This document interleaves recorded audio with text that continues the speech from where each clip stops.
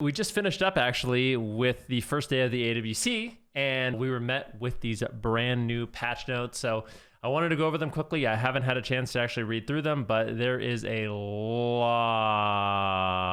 of changes. So there's a ton of changes. Like I said, I haven't looked over them yet. So if you guys are looking for my thoughts on them, I'm going to go ahead and read through them, give you my insights, and yeah, we'll see what's exactly happened. So this is class tuning incoming January 24th. This is a major round of changes. In addition to the class changes that are being part of the 10.05 patch, during scheduled weekly maintenance on Tuesday, we will make a number of tuning adjustments to specializations based on the performance and raid.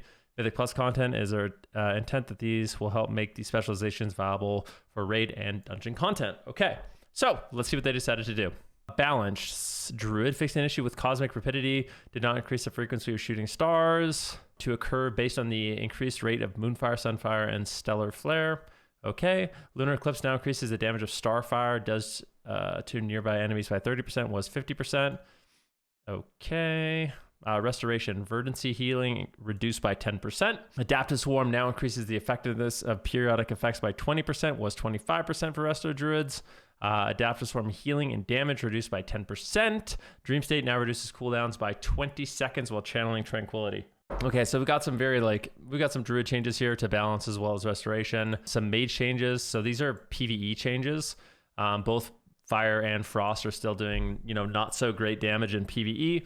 So they actually had all their abilities buffed. Now, I have been playing a lot of fire and I've been playing a lot of frost, as you guys know. Haven't really touched much arcane since the beta. I'd say fire mage and frost mage are really, really close to being like super strong. I think it's solo shuffle. They're already, fairly viable and you can do well with them. But in PvE, their damage is a little bit low. So just a little bit of a consistency damage buff to fire and frost. And yeah, for the mage specs, like Arcane is already, I'd say, pretty solid. Fire and Frost are also pretty solid. I'd say Fire is lacking a little bit of damage, so hopefully this does help. And then for Frost, this is just another, damage buff. And Frost has just been getting damage buff after damage buff after damage buff after damage buff. Definitely not a bad thing for Fire and Frost Mage. For Monk, Lessons of Despair now increases critical strike while above 50% health, was 80% health, so that got buffed. This is a new thing in 10.05. This is an adjustment to the 10.05 PTR values for this ability. Yep.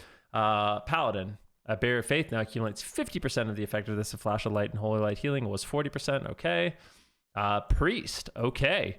Flash healing increased by 25%. Oh my gosh. Renewing healing increased by 25%. Power Word Radiance healing increased by 100%. Ultimate Radiance increased the healing done by Power Word Radiance by 10%. Was 100%. Oh, okay. So basically they buffed the base Radiance and then they nerfed the ultimate Radiance. Sins of the Many increases damage dealt by 40%, so its highest effectiveness was 30%. Sins of the Many increases damage dealt by 40% at its highest effectiveness was 30%, so that got a buff. Divine Aegis creates a protective shield for 3%. 6% of critical healing done was 5 and 10%, so they nerfed Divine Aegis. Okay, so our changes to Discipline are aimed at improving the spec's ability to react to burst damage, especially in dungeons. At the time, we're tuning down the talents that contributed more than intended to Discipline's overall healing. Between these tuning changes and changes in 10.05, we expect Discipline to be slightly more effective in raids and significantly more effective in dungeons and more effective in PvP. All right, cool. Outlaw, combat stamina bonus reduced to 5%. Okay. Outlaw survivability in challenging content has been consistently higher than what we'd expect and intended. As a result, we are reducing combat stamina's bonus value. Okay. Killing Spree. Okay. Killing Spree damage reduction value from 65 to 35%. All right. Let's go into the Shaman. See how the proc pooper stonks are looking. Healing Surge heal increased by 15%. Mana Spring now restores 400 mana. Atomic Surge reduces the cooldown of totals by 3/6, was 2/4, so that got buffed. Flame Shock damage increased. Chain Lightning damage increased. Lava Beam damage increased, and Earth Shock damage increased. Restoration Healing Wave increased by 6%. Acid Rain damage increased by 120%. Flame Shock damage increased by 20%. Lava Burst damage increased by 20%. Master of Elements increased the effectiveness of the Shaman's next nature, physical, or frost spell by 20%, was 10. Okay, so those are some significant, I would say significant buffs to Shaman. Like, yeah, definitely not bad at all. And keep in mind, we have not hit the PvP changes yet. Okay, so if you are still with me, you're still reading through these patch notes, we have not hit the PvP changes yet. Warlock Affliction, Harvester of Souls, damage increased by 25%. Demonology, Reign of Tyranny, causes Demonic Tyrant to deal 7% additional damage for each stack. Okay, Warrior, Thunderclap damage increase, Cleave damage increase, a Whirlwind damage increase by 10%, Bladestorm damage increased by 5%, Ren's initial damage increased by 15%. Okay, so slight buff on Ren, buff on Bladestorm, buff on Whirlwind, Thunderclap, Fury, Raging Blow damage increase, Execute damage increase, Rampage damage increase, Annihilator damage increase, Bloodthirst damage increase, Blood Bath damage increase. Those Fury Warrior damage buffs. And then these prot changes. I don't think that's really going to have that much of an impact on PvP, but, you know, did a few things here. Brace for Impact now increases block value. 3 was 5. Brutal Vitality now causes 10% of the damage you deal to add to your Ignore Pain, was 15. Shield Specialization now increases block value by 12%, was 15. Okay, so some prot warrior nerfs. Now, here we go. This is the most important part. We're at the player versus player changes. Let's see what they did. In addition to the above notes, during weekly maintenance, we will make a number of tuning adjustments to specializations based on their performance in PvP. It is our intent that these changes help reduce outliers to have a better and more fun gameplay experience in PvP. So, okay, they made a change to the set bonus on trinkets. Primary stat provided the bonus has been reduced by 40%, and stamina provided was increased. We've seen that overall PvP pacing, especially in Arena, has been very fast as players acquire more gear/tier sets. This leaves less room for player reactions than we would like. In conjunction with the rest of the balance changes, we're adjusting the primary stat and stamina bonus of Gladiator's Distinction. So what they've done is they've lowered the consistent damage of everybody. They've lowered the damage of everybody by reducing your primary stat gain, and they've buffed your stamina. So what that means is damage is going to be a little bit lower, and you're going to have a little bit more health to react to it. I think it's, with the way the game's going, I don't think it's a bad change. Let's read through the rest of the changes and then I'll comment on that. Okay, so let's see what happens. Deathstrike. Deathstrike healing is no longer reduced in PvP combat. Was reduced by 25%. Improved Deathstrike's effectiveness is still reduced, so Deathstrike got buffed. Improved Deathstrike is the same. Enfeeble enemy damage reduction against Death Knight is now reduced by 33%. I think this is your ghoul attacks have a chance to apply Enfeeble, reducing enemies' movement speed and their damage they deal. So they nerfed that. Okay, so that's something a lot of people don't realize. So the ghoul has a chance to put a debuff on you where you do 15% less damage to the Death Knight, and now it's 10%. Very interesting. Rune of Spell Warding Absorb Shield is now reduced. So they nerfed Rune of Spell Warding, and Rune of Spell Warding cast time is reduced. That's good. At the risk of sounding biased, I'm happy. I would actually prefer that they buff Deathstrike even more and then just delete Rune of Spell Warding. You know, reducing it, that's okay. I think it's a good start, but I think Rune of Spell Warding is just one of those things that is just not very healthy for the game. I think Death Knights would probably rather have more defense versus melee as well. So like a buff to Deathstrike even more would be good. But yeah, Rune of Spell Warding getting nerfed. I guess we'll take it. Necrotic Wounds for Necrotic Wounds now absorbs 4% of healing done was 5%, and healing the Death Knight up to 4% of their max health when the effect ends was 5%. Virulent Plague no longer deals increased damage in PvP combat. Death Knight survivability continues to be higher than we're comfortable with, especially against casters, so we're targeting passive parts of the defensive while adjusting Deathstrike's healing up for a more proactive survivability tool. Additionally, Unholy Death Knights are dealing too much overall damage, so we're adjusting Virulent Plague. So some changes to Death Knights, nerfed against casters, buffed against melee, and then obviously this is a slight nerf too, and then this is a slight nerf, and this is a slight overall damage nerf. So I think Death Knights will probably still be strong. They'll be a little bit less strong into casters, but I still think their overall viability will be good. Druid Rake damage reduced in PvP combat, Rip damage reduced in PvP combat, and Ferocious Bite damage reduced in PvP combat. Wow, those are pretty significant feral nerfs. So, I mean, feral druids are doing a lot of damage right now with their set bonuses. I feel like there's a few ways that they could have gone about balancing. My preference, to be honest with you, my preference in this situation would have been that they actually just nerfed the tier sets. So I think one of the things that's going on right now is a lot of people are acquiring their 2 set and their 4 set. And to me, the set bonuses are not created equal. Some specs get a very minor damage increase from getting 4 set and 2 set. And some specs get an unbelievable damage increase from the 2 set and 4 set. And I think instead of nerfing like the base damage, which is one way you could do it, so instead of nerfing the 4 set, they're just reducing the ability damage. So now it's like you kind of have to have the 4 set to do good damage. They could have just nerfed the set bonuses in Arena. Balanced Druid, looks like they got some changes. Orbit Breaker now resets its count when entering an arena match. Full moon damage reduced by 60%. Okay, so the burst of full moon got reduced, but they buffed Wrath by 50%. Starfire deals 50% increased damage. Star Surge got a big buff. New moon, half moon, and full moon deal 20% increased damage. Gathering Star Stuff granted 15% increased damage to Wrath. Grants 15%. Okay, so they actually did nerf the 4 set. That's interesting. So they nerfed the 4 set and 2 set for balanced druids, but they buffed their base damage, which is very interesting. Umbral Embrace increases Wrath or Starfire damage by 40%, was 50%. Okay, so they kind of buffed up some of the consistent damage and some of the burst as well for Boomkins, but nerfed some of the modifiers that they have with their set bonuses and stuff. Feral Frenzy damage reduced by 10%. Feral Regeneration healing reduced by 50%, was 38%. Okay. Frenzy Regeneration healing reduced by 50% for Restoration and Feral, not Boomkins. Budding Leaves is now 50% effective. Feral damage has been much higher than we're comfortable with, so we're lowering it. Additionally, both Feral and Restoration have been too survivable when targeted, so we're lowering the healing from Frenzy Regeneration for those specializations. Balanced Druid single target pressure is behind other casters. We like to reward them for using cast time spells like Wrath and Starfire a bit more, at the same time fixing some of the issues that cause Orb Breaker to deal more damage than intended. Okay, Evoker. Here we go. Devastation Evoker.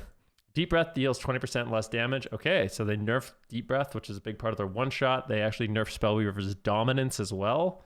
So it's only 20% increased crit. They basically reverted the change that they made in the last set of patch notes. Disintegrate deals...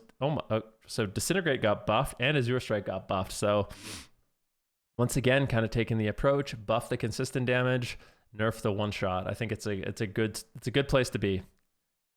Devastation Evoker's burst potential is higher than we'd like, so we're reducing it a bit and giving players more time to react to the damage. Dream Projections heal over time can now be dispelled. Dream Projection now costs 4% of base mana. Okay, Roar of Sacrifice now deals 10% of damage the target suffers to the pet, was 20%. We've been concerned with Hunter's pet survivability, particularly during Roar of Sacrifice. We're adjusting the damage transfer from Roar of Sacrifice to help. Okay, fair. Arcane Bombardment got nerfed. That's the execute on Arcane Mage's Barrage. So Arcane Mirage Execute has been more effective than we would like after our previous reductions. We're lowering it again. Okay, Monk, Mistweaver, mana regeneration now decreased by 10% in PvP combat. So they buffed Mistweaver Monk's mana regen. Enveloping Mist healing got buffed by 20%. That is a fat buff. That's a huge buff. Okay, Enveloping Mist is going to heal for a lot. Crystallis, reverted a previous change, now reduces the cooldown of Life Cocoon by 45 seconds. So Life Cocoon is going to be an even shorter cooldown now. Okay. Okay, Mistweavers still have some problems, but having better mana, better healing with Enveloping Mist, and lower Life Cocoon, I think is going to overall really help them out. They're also getting a big rework in 10.05, so I think Mistweaver stonks could be way up overall. Divine Protection now reduces damage by 30%, was 20%, so they actually buffed Divine Protection for all specs. Okay, so now it's going to be a 30% damage reduction. So Rep Paladins, it's kind of like their shield wall is actually buffed. So I think that's something that a lot of Retribution Paladins wanted. They wanted their defenses to be up. Now they have a shorter cooldown on their Shield of Vengeance, and Divine Protection is a stronger wall. Flash of Light healing is increased by 15%, so they buff Flash of Light, they buff Divine Protection, or Reckoning max Aura stacks raised to 100. The Reckoning effect now activates at 100 stacks. Okay, so Reckoning is much harder to activate. Consecration damage is increased by 50%. Okay, let's see. Reckoning PP talent now increases the damage of your next judgment by 25%, was 100%. Okay, so they nerfed the Hammer. Holy Light now heals for 75% more in PP combat. They buffed Holy Light. They buffed Holy Shock. Okay, so they basically nerfed melee wings a little bit, and then they buffed Holy Shock and Holy Light. Final Reckoning damage reduced by 20%. Radiant Decree damage reduced by 33%. Paladin Retribution class 2 set piece now increases damage by Judgment, Blade of Justice, and Wake of Ashes by 10%. So they nerfed the 2 set. Crusader Strike now deals 80% damage in PvP. So they did a huge buff to Crusader Strike. Healing Hands is now 70% effective in PvP was 50%. So they actually buffed healing hands as well. Wow. Okay. So healing hands got buffed. Templar's verdict damage is increased. Final verdict damage is increased. Exorcism damage is increased by 80%. Lawbringer now deals 8% of the enemy's maximum health, was 10%. Okay. Orb Reckoning has been much more powerful than intended. We are making target adjustments to slow its availability for all paladins and its healing damage contribution for holy paladins. We're increasing some of Holy's other healing spells with the goal of a more balanced healing breakdown for all classes. Additionally, paladins have been squishier than we would like, so we are increasing divine protection defensive capabilities to help in this area. Retribution paladins have high burst potential without counterplay, so we're adjusting their burst capabilities downward while bringing up some of their sustained damage to have a healthier playstyle. Lawbringer has represented a higher than expected damage contribution due to judgment-based procs with the talent tree, so reducing its value slightly. Okay, so I've been memeing a lot on the Ret Pal. If you guys have been watching my videos, I've been like, you guys have seen the Ret Pally propaganda. Believe it or not, I actually have nothing against Retribution Paladins. I've just been kind of playing into the joke, some of the new fans that I've gotten from Savix's video that he released. But yeah, I think I'd be curious to know your thoughts on these changes. So basically what happens is Paladin's one-shot went down, which seemed like a lot of even Ret Paladins agreed with was too high, but some of the consistent damage has been buffed, their off healing has been buffed. Divine protection got buffed. So I'm curious, so are these the type of changes that you're happy with? It seems like Ret Paladins will probably be in a little bit more of a healthy spot, and hopefully still viable. And the Holy Paladin change is obviously really interesting as well. Let's go over to Shaman. Earthshield Unleashed. Earth Unleashed from Earthshield now breaks on damage in the last 2 seconds. It was 4 seconds. Healing Stream Totem healing is increased by 30% in PvP, was 38%. So they actually nerfed Healing Stream Totem. Water Shield now returns 1% mana when struck by melee, was 2%. Okay. Storm Keeper's damage increased by 67, increases now 60% effective in PvP. Riptide healing is increased by 10%. Oh, wow. So I guess they nerfed some of the instant healing from Shaman to maybe offset some of the overall healing changes that they're getting up here. So Shaman are getting some, healing changes up here, some buffs. And it seems like they nerfed some of the instant healing through their Healing Stream Totem, as well as their Riptide. Yeah, so they nerfed Riptide a little bit. They nerfed Healing Stream a little bit. Let's look at Elemental Shaman. Elemental Shaman Dragonflight Season 1 2-piece set bonus has been reduced 50% effectiveness. That's their Earth Shock damage. So Earth Shock Burst got removed a little bit. Primordial Surge Lava Burst damage increased now 60% effective in PvP combat. Okay. So more Elemental Shaman burst damage nerfs in conjunction with the above game-wide adjustments to their healing spells. We are making further adjustments for healthier gameplay in PvP. Root mechanics typically break on damage, and Unleash Shield was an exception to this, so the root will now break when enough damage occurs. We're not applying diminishing returns to it, but increasing the duration as well. Additionally, we felt that Restoration Shaman's mana regeneration from Water Shield and burst capabilities with using Stormkeeper was too high, so we're adjusting those. Finally, Elemental Shaman's burst has been higher than we'd like, so they nerfed that as well. And finally, we have some warrior changes here. Thunderous Roar bleed damage no longer reduces damage in PvP, was 50% reduced. Okay. Uproar talent no longer reduced cooldown effectiveness in PvP, was 50% increased. Okay. Slaughterhouse PvP talent now lasts 16 seconds, was 12 seconds. Storm of Steel no longer has reduced damage effectiveness in PvP, was 50% reduced. Few warriors have fallen behind other melee specializations, so increasing the duration of Slaughterhouse to allow access for max effectiveness of their healing reduction more often. So huge changes. We've got big burst nerfs to Retribution Paladins, burst nerfs to Elemental Shamans. We got damage nerfs to Unholy DKs, damage nerfs to Feral Druids, burst nerfs to Arcane Mage, some buffs to Mistweaver, changes overall to Ret Paladins, Devastation Evokers got nerfed. I think there's not many. Oh yeah, and then we have this, where stamina has been increased and primary stat has been reduced, giving players basically a little bit less damage and more time to react to that damage with higher stamina. I think hopefully all these changes have a very positive impact on the game.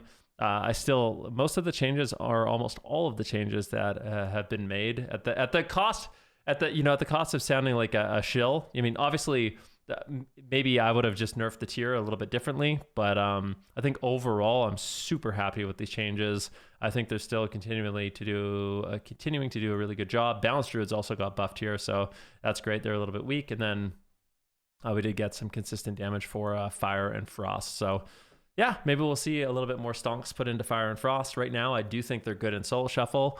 But I think a big part of the reason why they are good is because dampening is in. So, you know, the damage doesn't feel that great outside of Solo Shuffle, but this should certainly help. And maybe we'll see some more, you know, representation for those specs in 3v3. And hopefully we'll see more Mistweavers, we'll see more Boomkins, and, you know, all these classes that got changes will still, you know, be viable. So, yeah, happy with these changes. I'm curious to know what your guys' thoughts are on them. If you're still here and you guys like these videos where I go over the changes and give you my thoughts, make sure you guys give the video a like and let me know. Are you guys excited about this? Do you think this is taking the game in a good direction? Or what do you think? Thanks for watching, guys. Have a good one.